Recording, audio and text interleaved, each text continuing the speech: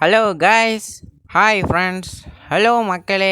என்னடா இவன் மீன் வீடியோன்னு சொல்லிட்டு ஏதாவது போட்டுக்கிட்டு இருக்கான்னு பார்த்தா ஒளிஞ்சாம் பிடிச்சி நம்மள்ட்ட விளாண்டுருக்கான்னு பார்க்காதியா. இன்றைக்கி மீன் இடம்லாம் ஒன்றும் இல்லை, ஒரு எக்ஸ்பெரிமெண்ட்டு. நானும் ஷார்ட்ஸ் தள்ளிட்டு இருக்கிறது பார்த்துக்கிருந்தேன். ஒரு எக்ஸ்பெரிமெண்ட் வந்துச்சு, அதை தான் செய்ய போகிறோம். வாங்க வீடியோக்குள்ளே போகலாம்.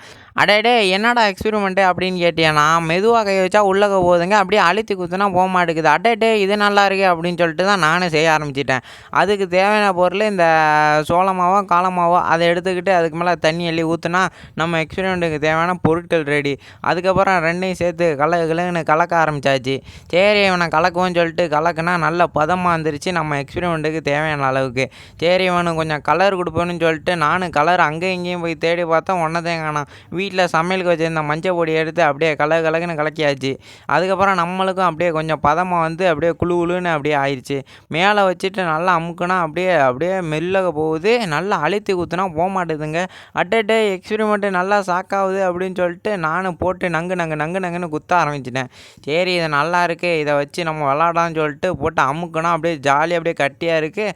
விட்ட சீருக்கு அப்படியே கொலன்னு மூக்கு சளி மாதிரி ஆயிடுதுங்க. ஐயா இது நம்மளுக்கு செட் ஆகாதுன்னு சொல்லிட்டு நானே இதோட வீடியோ முடிச்சுக்கிட்டேன். இதே மாதிரி உங்களுக்கும் எக்ஸ்பெரிமெண்ட் வீடியோ வேணுன்னா நம்ம சேனலை சப்ஸ்கிரைப் பண்ணுங்கள். அப்படியே ஃபிஷ் வீடியோ வேணுனாலும் சப்ஸ்கிரைப் பண்ணுங்கள்.